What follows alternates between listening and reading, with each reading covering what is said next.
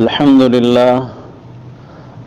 لله نحمده ونستعينه ونستغفره ونؤمن به ونتوكل عليه ونعوذ بالله من شرور أنفسنا ومن سيئات أعمالنا من يهده الله فلا مضل له ومن يضلله فلا هادي له ونشهد أن لا إله إلا الله وحده لا شريك له ونشهد أن سيدنا ومولانا وحبيبنا وحبيب ربنا وطبيبنا وطبيب قلوبنا وأميرنا ومرشدنا ومولانا وحبيبنا محمد صلى الله عليه وسلم.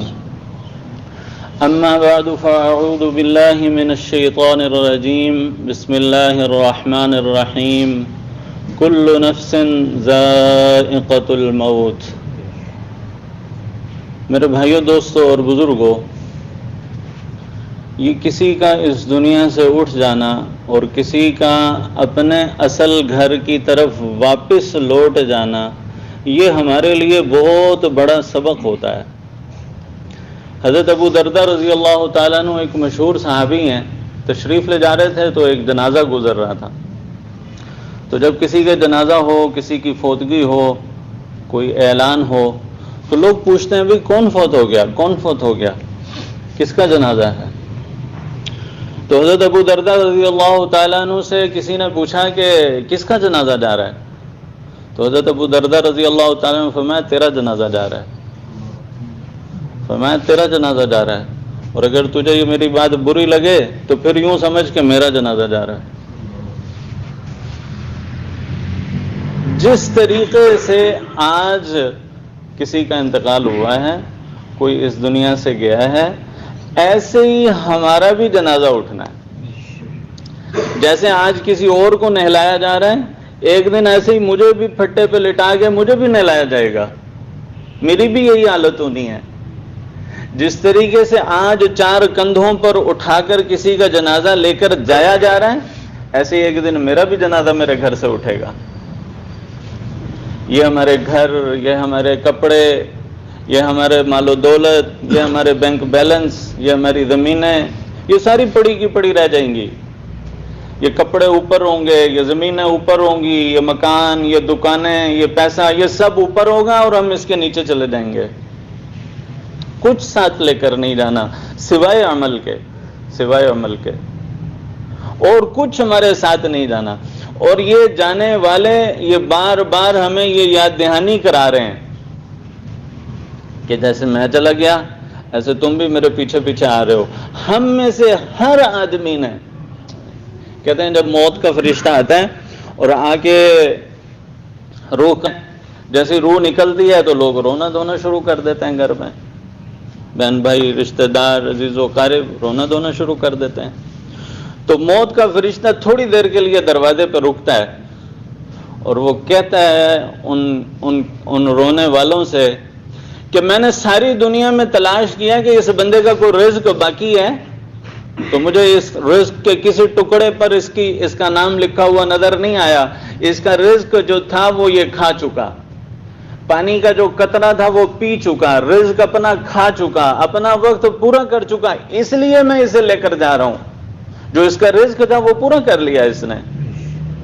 اور پھر وہ کہتا ہے میں بار بار آؤں گا تمہارے گھر، میں بار بار آؤں گا تمہارے گھر، بار بار آؤں گا، یہاں تک کہ تم میں سے کوئی ایک آدمی بھی اس دنیا میں باقی ہے، میں آتا رہوں گا اور تم سب کو لے کر جاؤں گا. چونکہ دنیا میں تم نے رہنے کے لیے نہیں آئے، جانے کے لیے آئے ہو. کتابوں میں لکھا ہوا ہے کہ اگر اس کی وہ جو موت کا فرشتہ جو یہ خطاب کرتا ہے رونے والوں سے، اس کی اگر آواز وہ رونے والے سن لیں تو اس جانے والے کو بھول جائیں، اپنی فکر لگ جائے. بار بار آنا ہے اس نے، آج وہ گیا، کل اور جائے گا، کل اور جائے گا، ہم سب جائیں گے. آج سے 100 سال پہلے یہاں پر جو لوگ موجود تھے اس دنیا میں وہ آج نہیں ہیں. 100 سال پہلے جو موجود تھے وہ آج نہیں ہیں. اور آج سے 100 سال کے بعد یہ اللہ کے نبی صلی اللہ علیہ وسلم کی ایک حدیث ہے بخاری شریف کی، حضور صلی اللہ علیہ وسلم ایک دن عشاء کی نماز کے لیے تشریف لائے اور معمول سے تھوڑی سی دیر سے آئے، آدھی رات کے قریب آئے۔ صحابہ انتظار کر رہے تھے۔ ہمارے زمانے کی طرح تو تھا نہیں کہ وقت ہو گیا اور امام صاحب کیوں نہیں پہنچے، 1 منٹ لیٹ ہو گیا، اور آج کل تو امام صاحب کو بھی لوگ نہیں دیکھتے، پہلے ہی کھڑے ہو جاتے ہیں کہ جی وقت ہو گیا، گھنٹی بج گئی۔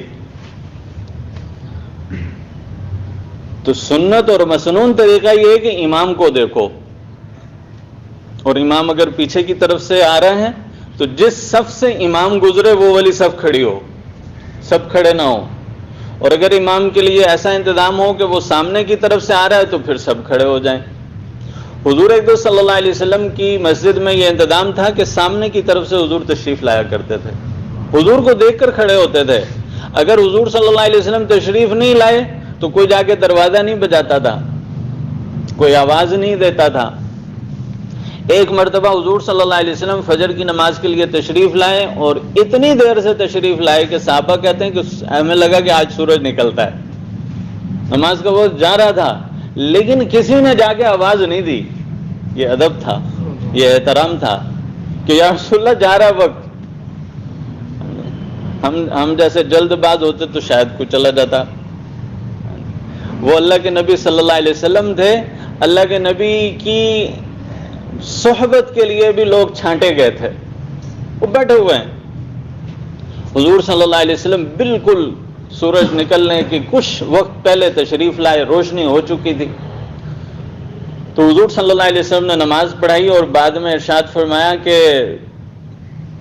تھوڑی دیر ہو گئی تھی مجھے اور میری سنتیں رہتی تھیں تو میں سنتیں پڑھ رہا تھا، اور اس سے بھی زیادہ دیر ہو جاتی تو سنتیں پڑھ کے نکلتا۔ تو بات یہ میں عرض کر رہا تھا کہ لوگ انتظار کرتے تھے، تو صحابہ انتظار کر رہے ہیں۔ روز جس وقت میں حضور صلی اللہ علیہ وسلم تشریف لایا کرتے تھے اس وقت تشریف نہیں لائے، لیکن آدھی رات کے قریب تشریف لائے، اور ایک بات یہ ارشاد فرمائی کہ اس وقت دنیا میں تمہارے علاوہ کوئی اور عبادت کرنے والا نہیں ہے، تم ہو عبادت کے لیے انتظار میں، نماز کے لیے انتظار میں بیٹھے ہوئے ہو۔ اور دوسری بات یہ ارشاد فرمائی کہ آج سے 100 سال کے بعد تم میں سے، ہم میں سے کوئی یہاں موجود نہیں ہوگا۔ موت کی طرف متوجہ کیا، آخرت کی طرف متوجہ کیا۔ حضور صلی اللہ علیہ وسلم کی سنت اور اتباع میں بھی وہی بات ارشاد عرض کر رہا ہوں کہ آج سے 100 سال کے بعد سوچیں ہم میں سے کون ہوگا یہاں پہ۔ آج سے 100 سال پہلے جو لوگ موجود تھے وہ اب نہیں ہیں، اور آج سے 100 سال کے بعد ہم میں سے یہاں پہ کوئی نہیں ہوگا، تو ہم نے جانا کہاں ہے؟ جہاں جانا ہے اس کے لیے کیا تیار کیا ہے؟ میں اکثر عرض کرتا ہوتا ہوں کہ اپنے 24 گھنٹوں میں سے روزانہ 1-2 منٹ، صرف 1-2 منٹ عرض کر رہا ہوں، زیادہ وقت نہیں، 1-2 منٹ کے لیے کہیں دکان پر جاتے ہوئے، کہیں دفتر جاتے ہوئے، کہیں گھر میں بیٹھے ہوئے، کہیں مسجد میں بیٹھے ہوئے، ذرا تھوڑا سا رک کے سوچ لیا کریں کہ ہم نے جدھر جانا ہے اس کے لیے کیا تیار کیا ہے۔ 1 منٹ 2 منٹ، زیادہ نہیں، تھوڑا سا آنکھیں بند کر کے سوچ لیا کریں۔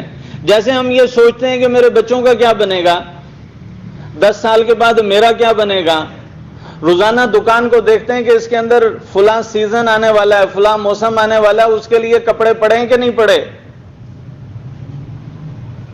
اپنا بینک بیلنس چیک کرتے ہیں کہ ہمارا بینک بیلنس کتنا ہے، میرے بچوں کے لیے گھر بنا کہ نہیں بنا، میرا گھر بنا کہ نہیں بنا۔ تھوڑا سا 1-2 منٹ کے لیے رک کے سوچا کریں، جہاں جا کر میں نے کبھی واپس نہیں لوٹنا، اس کے لیے میں نے کیا کیا ہے، اس کے لیے کوئی تیاری کی ہے، کیا تیاری کی ہے۔ یہ روزانہ 1-2 منٹ سوچ لیا کریں۔ حضور صلی اللہ علیہ وسلم نے ارشاد فرمایا کن فی الدنیا کأنک غریبا، دنیا میں ایسے چلو جیسے اجنبی راہ چلتا مسافر ہوتا ہے۔ موت کو یاد رکھو۔ تو یہ کسی کا بھی جانا، کوئی بڑی عمر میں گیا، کوئی چھوٹی عمر میں بھی گیا، کوئی بڑا بھی جا رہا ہے، کوئی چھوٹا بھی جا رہا ہے، قبرستان میں جائیں، 1 دن کا 2 دن کا بچہ بھی وہاں پہ دفن ہے، 1 سال 2 سال کا بچہ بھی وہاں پہ دفن ہے۔ ابھی 1-2 دن پہلے میں قبرستان میں گیا تو وہاں پہ 96 سال کے ایک بزرگ بھی دفن ہے، ہمارے ماڈل ٹاؤن بی کے تھے، ڈاکٹر عبدالرشید صاحب کے بھائی، وہ 96 سال کی عمر کا ان کا وہ کتبہ لگا ہوا تھا. 96 سال کا آدمی بھی وہاں پر ہے اور 6 مہینے سال کا بچہ بھی وہاں پر ہے. ہر آدمی کا آدمی، ہر عمر کا آدمی جا رہا ہے، ہر عمر کا آدمی جا رہا ہے.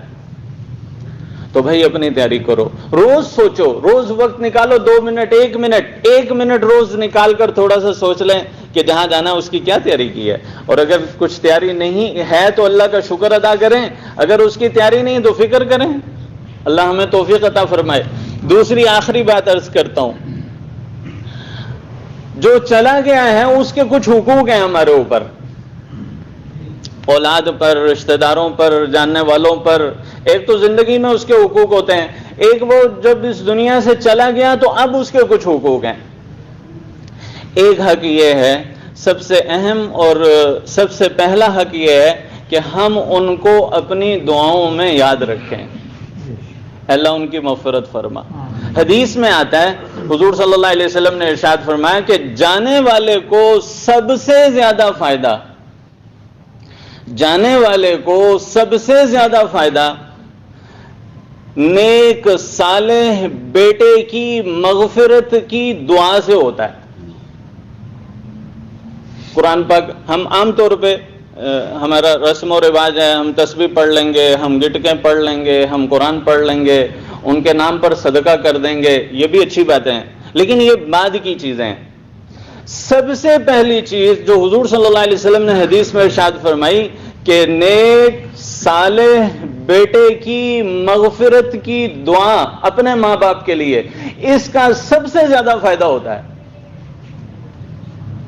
تو ایک تو جو اولاد ہے، بیٹے ہیں، بیٹیاں ہیں، وہ کیا کریں، اپنے آپ کو نیک صالح بنائیں، اور پھر نیک صالح بنا کر صحیح راستے پر، صراط مستقیم پر اپنے آپ کو لگائیں پہلے، اور اس کے ساتھ ساتھ اپنے ماں باپ کو، اپنے جانے والوں کو دعاؤں میں یاد رکھیں. اور اللہ تعالیٰ نے بڑا احسان فرمایا کہ ہم لوگ یہاں پر پنجاب میں وہ رب جعلنی پڑھتے ہیں ہر رکعت میں، لیکن ہمیں توجہ نہیں ہوتی. رب جعلنی پڑھتے ہیں لیکن توجہ نہیں کرتے. ربنا اغفر لی، اللہ میری بخشش فرما دے، ولی والدیہ، اور میرے ماں باپ کی بھی بخشش کر دے. ربنا اغفر لی ولی والدیہ وللمؤمنین، اور تمام ایمان والوں کی بخشش کر دے.